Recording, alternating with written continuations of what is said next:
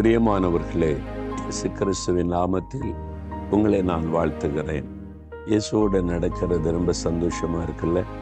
அவர் நம்மகிட்ட பேசுகிற ஆண்டவர். நம்மை உற்சாகப்படுத்துவார், சந்தோஷப்படுத்துவார், ஆலோசனை தருவார். சில தவறான காரியங்களில் போகக்கூடாதபடி எச்சரிப்பு கொடுப்பார்.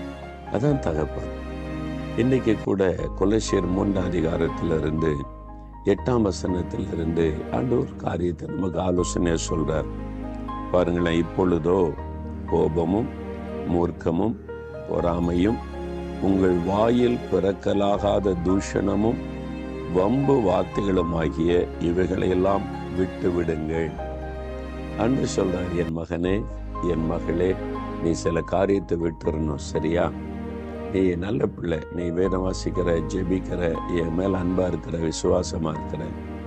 ஆனா உன் வாயின் வார்த்தையில கொஞ்சம் வம்பு இருக்கிறது, மற்றவரை வம்பு கெடுக்கிறது, வம்பு உண்டாக்குற வார்த்தை பேசுவது, தூஷணமாய் பேசுவது, மற்றவங்க கோபமா பேசுறது, பொறாமைய பேசுறது, அது வேண்டாமே. அது பத்தியா உன் சமாதானத்தை கெடுத்து, உன் குடும்ப சமாதானத்தை கெடுத்து, நீ இருக்கிற இடத்துல, வேலை செய்கிற இடத்துல அந்த சூழ்நிலையே கெடுக்குதில்ல. அதனால உன் வார்த்தை குறித்து கவனமா இருக்கிறியா? அன்பா பேசு, சாந்தமா பேசு, வேண்டாத காரியத்தை பேசாத, அடுத்தவங்களை பற்றி பேசாத, மற்றவங்கள வம்புக்கு இழுக்காத. இதெல்லாம் ஆண்டவர் சொல்றாரு. சரியா? இயேசு நம்ம கூடவே இருந்தா நீங்க பேசுவீங்களா? அது உணர்ந்தா நீங்க அதை எப்பவுமே ஃபீல் பண்ணுங்க. நீங்கள் வேலை செய்கிற இடத்துல, வெளியே போகும்போது, வரும்போது எப்பவும் இயேசு கூட இருக்கிறார், அவர் என்னோட நடந்து கொண்டு இருக்கிறார் என்பதை நீங்கள் உணர்ந்தாலே இதெல்லாம் தன்னால் நம்மளை விட்டு போயிடும். ஏன்னா அவர் என் பக்கத்துலேருந்து என்னை கவனித்து கொண்டே இருக்கிறார் என்ற உணர்வோடு நம்ம இருக்கணும். சரியா? ஆண்டவரிடத்தில் சொல்லுங்கள், நான் விட்டுறேன் ஆண்டவரே. நீங்கள் எதை விட சொல்கிறீங்களோ நான் விட்டுறேன், நீங்கள் என் கூட இருந்தால் போதும் அப்படின்னு சொல்கிறீங்களா? நம்ம ஜெபிக்கலாம். தகப்பனே, எங்களுக்கு நீர் கொடுக்கிற நல்ல ஆலோசனைகளுக்காக ஸ்தோத்திரம்.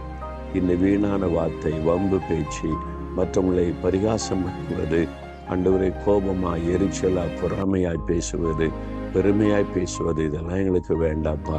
எனக்குள்ள இருக்கிற இந்த குணங்களெல்லாம் மாற்றி எனக்கு சார்ந்த குணத்தை கொடுங்க.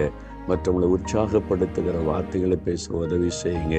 யாரையும் துக்கப்படுத்தாதபடி, காயப்படுத்தாதபடி பேச எனக்கு உதவி செய்யுங்க. நீங்கள் எப்பவும் என் கூட இருக்கணும், என் கூட நடக்கணும். உமக்கு பிரியமானதை செய்கிறேன், விட்டு விட வேண்டியதை விட்டு விடுகிறேன். அதற்கு என்னை ஒப்பு கொடுக்கிறப்பா. எங்களை ஒவ்வொருவருக்கும் நீங்கள் உதவி செய்து நடத்துங்க. இயேசுவின் நாமத்தில் ஜெபிக்கிறோம் பிதாவே. ஆமென்.